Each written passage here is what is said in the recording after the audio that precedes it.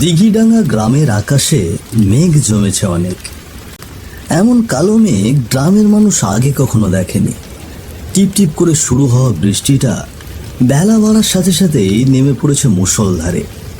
এই বর্ষায় গ্রামের মেঠো পথগুলো যেন এক একটা ছোটখাটো নদী হয়ে ওঠে। আবাদি জমির ফসলগুলোর প্রায় ডুবো ডুবো অবস্থা। প্রত্যন্ত এই গ্রামটা বরাবরই শান্ত প্রকৃতির, কিন্তু কেউ কল্পনাও করতে পারেনি খুব শীঘ্রই এই গ্রামে ঘটবে এক ভয়ানক ঘটনা, যা এর আগে কখনো দেখেনি কেউ। একেবারে যে দেখেনি তা বলা যাবে না অবশ্য, বরং বলা যেতে পারে গত এক দশকে এর চেয়ে ভয়ানক ঘটনা খুব কমই ঘটেছে এই গ্রামে। কিন্তু কারো যদি নিতান্তই ভাগ্য খারাপ হয়, তাহলে সে হয়তো চোখের সামনে দেখে ফেলতে পারে এমন কিছু যা রীতিমতো কাল হয়ে দাঁড়াবে তার জন্য। ধান ক্ষেতের পাশে দাঁড়িয়ে নিজেদের জমির অবস্থা দেখছে খগেন আর গণেশ। বৃষ্টির জলে ফসল ডুবে যাবে কিনা এটা দেখার জন্যই তাদের এখানে আসা। তবে জমির বেহাল দশা দেখে বেশ চিন্তায় পড়েছে দুজন। বৃষ্টিটা আজ থামবে বলে মনে হচ্ছে না রে গণেশ। থামার খুব দরকার আছে কি? যা গরম পড়েছিল কদিন, কিন্তু যত চিন্তা সবেই ধানগুলোকে নিয়ে। সেটাই তো, একটানা এভাবে চললে জমিতে আবার পুরোপুরি জল জমে যাবে, তখন খুব খারাপ হবে বুঝলি।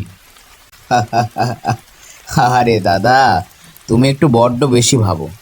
যা হওয়ার তা হবে। এখন চলো চলো বাড়ির দিকে যাই। হে, ভিজে তো একসা হয়ে গিয়েছি। হ্যাঁ চল তবে বাড়ি ফেরা যাক। ওরা দুজন বাড়ি ফিরে যাওয়ার সিদ্ধান্ত নিয়েছে। এমন সময় ওদের সামনে এলো কৈলাস। খগেনদা, গণেশদা, সর্বনাশ হয়ে গিয়েছে গো, সর্বনাশ। কি হয়েছে, এত হাঁপাচ্ছিস কেন? দাঁড়া, আগে একটু জিরিয়ে নে। আর জিরোনো, চিন্ময় মাস্টারের, ওই চিন্ময় মাস্টারের এ কি হয়েছে চিন্ময় মাস্টারে? বেঁচে আছেন, কিন্তু কিন্তু শরীরটা যেন পাথর হয়ে গিয়েছে। কথাও বলছেন না আর নড়তেও পারছেন না। কি বলছিস তুই? বেঁচে আছে অথচ নড়তে পারছে না, এর মানে কি? এ কৈলাস, সকাল সকাল কিন্তু মজা করিস না। আমি মজা করব কেন গণেশদা? নিজের চোখে দেখে এসেছি, জগদীশবাবু তাকে বাড়ির উঠোন থেকে তুলে ঘরে নিয়ে শুইয়ে দিয়েছেন। হ্যাঁ হ্যাঁ। কিভাবে হলো এসব? কেউ কি কিছু বলতে পারছে? না, আপাতত গ্রামের কেউ তেমন কিছু জানে না।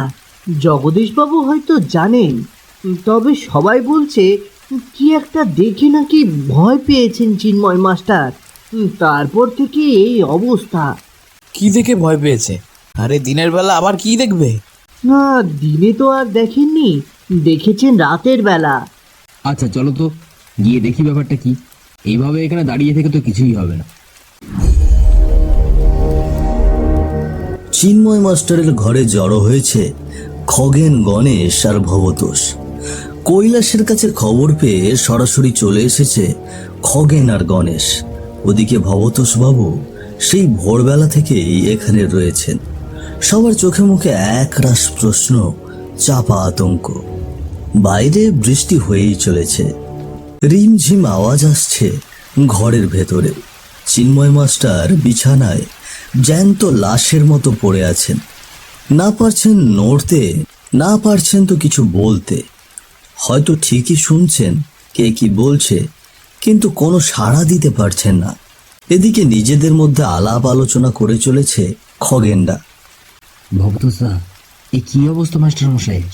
কে বলবো, আমি নিজেও কিছু বুঝতে পারছি না। ভোরের দিকে এই বাড়ির সামনে দিয়ে যাচ্ছিল, হঠাৎ দেখি জগদীশ বাবু আর কানাই মিলে তাকে উঠোন থেকে স্যাংদোলা করে তুলছে। আর সেই সময় আমিও এসে হাত লাগালাম। এই শুনলাম চিন্ময় মাস্টারের জ্ঞান লোপ পেয়েছে, কিন্তু কিভাবে হয়েছে তা জগদীশ বাবু খুলে বললেন না। উঠোনে পড়েছিলেন চিন্ময় মাস্টার? গতকাল তো মোটামুটি ঠিকই দেখলাম। আরে আমি তো বাজার থেকে ফেরার পথে কথাও বললাম ওনার সাথে। কেউ কি মেরে এই অবস্থা করেছে? কিন্তু গায়ে তো কোনো দাগ নেই। না রে, মারধরের ব্যাপার নয় এটা, এটা অন্য কিছু। সেই রকম কিছু হলে তো জগদীশ বাবু নিজেই বলতেন। অন্য কিছু মানে কি বলছেন বাবু তোজদা? শরীর গরম, নাড়ি চলছে, নিঃশ্বাস পড়ছে, কিন্তু কোনো জ্ঞান নেই, অথচ চোখ দুটো খোলা, যেন আত্মাটা ভেতরে বন্দি হয়ে আছে। আচ্ছা, কবিরাজ, বৈদ্য এসব কিছু দেখানো হয়েছে? গ্রামের এক বৈদ্য এসে দেখে গিয়েছেন, তিনিও কিছু বলতে পারলেন না, বললেন শহরে নিয়ে যেতে হবে।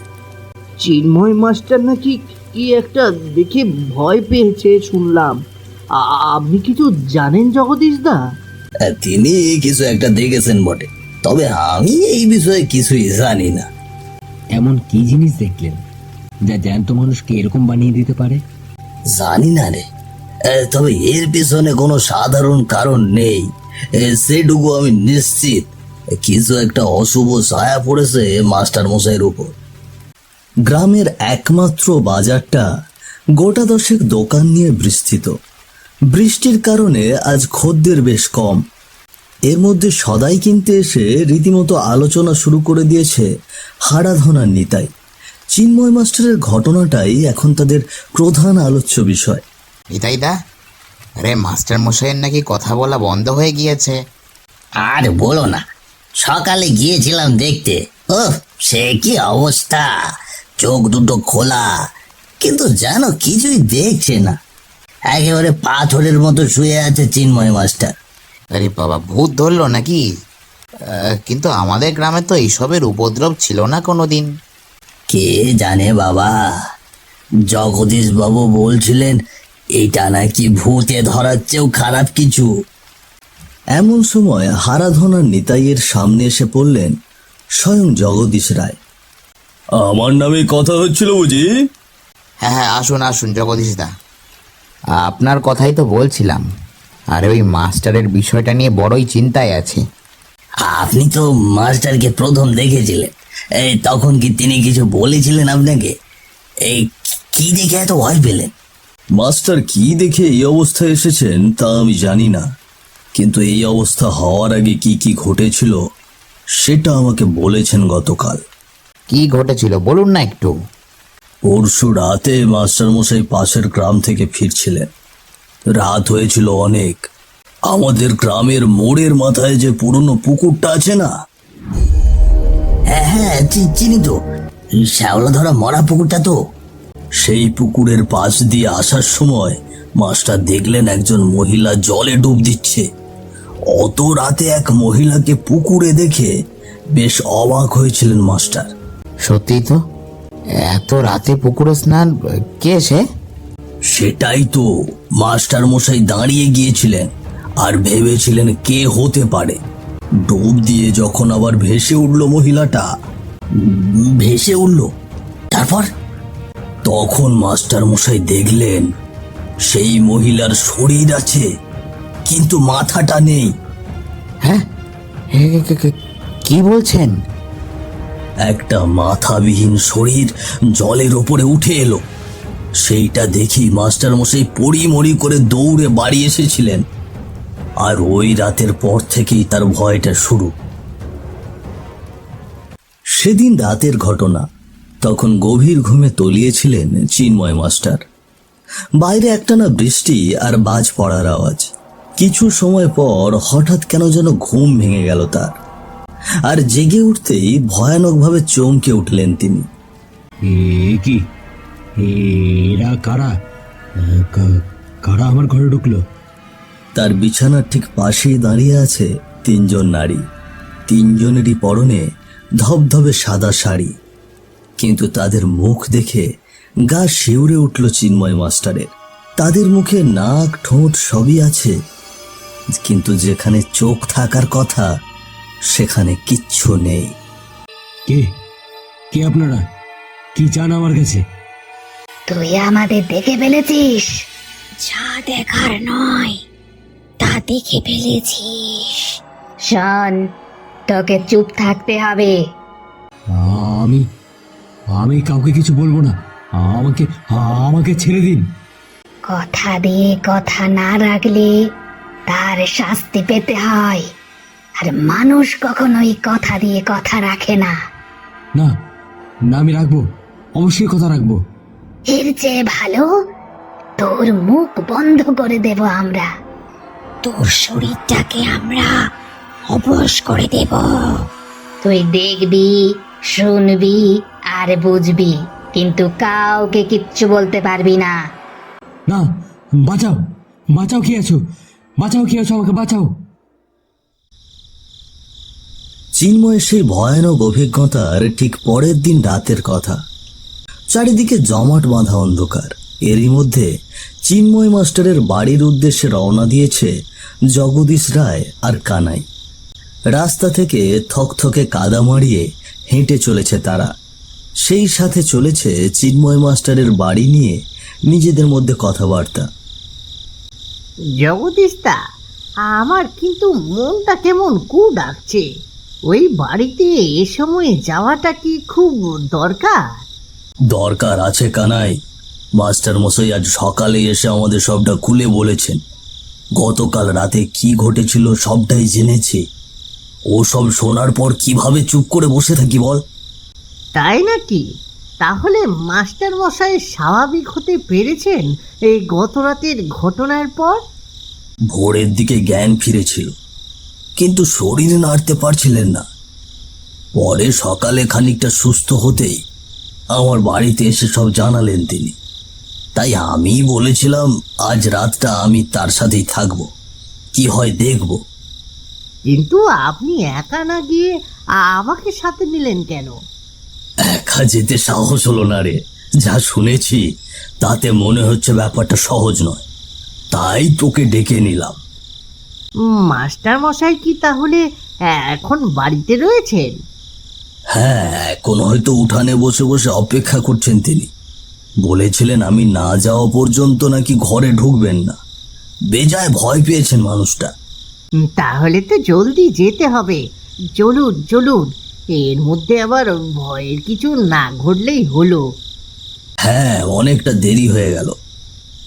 চল দেখা যাক কি হয়। একই সময়ে অধীর আগ্রহে নিজ বাড়ির উঠানে দাঁড়িয়ে অপেক্ষা করছেন চিন্ময় মাস্টার। মূলত জগদীশ রায়ের জন্যই অপেক্ষা করছিলেন তিনি। একা ঘরের ভেতরে ঢোকার সাহস পাচ্ছেন না। ইতিমধ্যে যথেষ্ট রাত হয়েছে। এর মধ্যে ঘরে ঢুকলে যদি আবার গত রাতের মতো ঘটনা ঘটে, তাহলে নিজেকে সামলাতে পারবেন কিনা সন্দেহ। শরীরটা এখন বেশ দুর্বল। কোনো মতে অপেক্ষা করছেন চিন্ময় মাস্টার। একটু পর তাকে আশ্বস্ত করতেই যেন চলে এলেন জগদীশ রায়। এতক্ষণে এলো জগদীশ দা, আমি আপনার জন্যই বসে আছি। বড্ড ভয় করছিল আমার। ভয় কিসের? আমি তো এসে গিয়েছি। ওরা ওরা বলছিল আবার আসবে। আর আসবে না। আমি যেহেতু এসে গিয়েছি, আর কোনো চিন্তা নেই। আমি যথেষ্ট। আপনার আপনার এই ঋণ আমি কোনোদিনও শোধ করতে পারবো না। আপনি না থাকলে। কথা শেষ করতে পারলেন না চিন্ময় মাস্টার। কিছু বুঝে ওঠার আগেই তার গলা সজোরে চেপে ধরলেন জগদীশ রায়। জগদীশ, আপনি আপনি কি কি করছেন?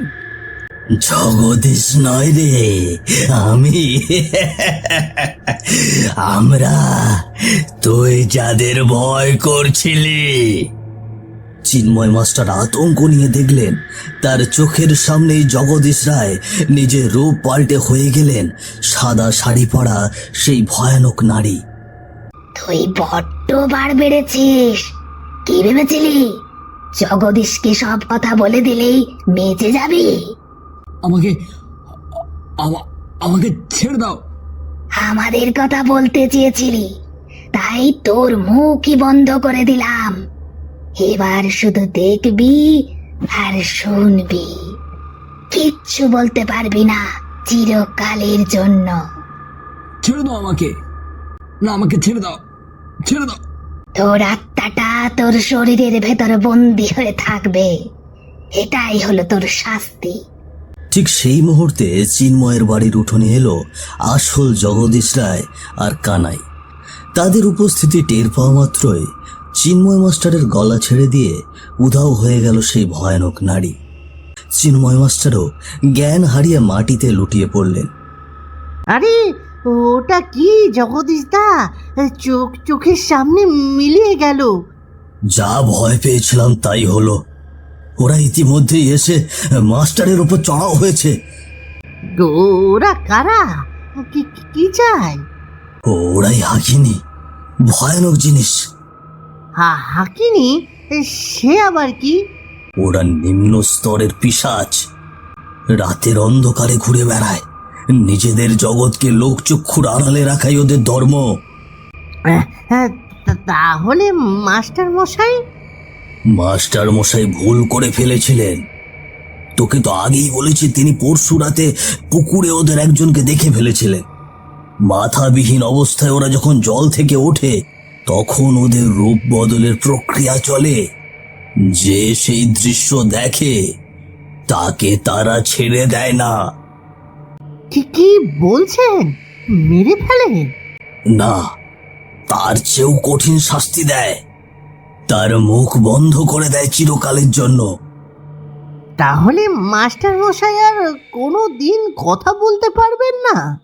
না, মাস্টারের জ্ঞান ফিরবে, কিন্তু শরীরটা আর বসে থাকবে না। জীবন্ত লাশ হয়ে বাকি জীবনটা কাটাতে হবে। তিনি আমাদের দেখবেন, আমাদের কথা শুনবেন, কিন্তু নিজের যন্ত্রণা কাউকে বলতে পারবেন না। এর কি আর কোনো উপায় নেই? কোনো উপায় নেই রে কানাই। হাকিনির দৃষ্টি যার ওপর একবার পড়ে তার জীবন অভিশপ্ত হয়ে যায়। বলতে পারিস, চিন্ময় মাস্টারের মাধ্যমে ওরা ওদের ক্ষমতা দেখিয়ে গেল, অর্থাৎ একজন জীবন্ত সাক্ষী রেখে গেল, কিন্তু একই সাথে এমন ব্যবস্থা করে রেখে গিয়েছে যে সাক্ষী হয়েও মাস্টার কোনোদিন ওদের ব্যাপারে কাউকে কিচ্ছু বলতে পারবেন না। জগদীশ আর কানাই অসহায়ভাবে দাঁড়িয়ে রইল চিন্ময় মাস্টারের পাশে।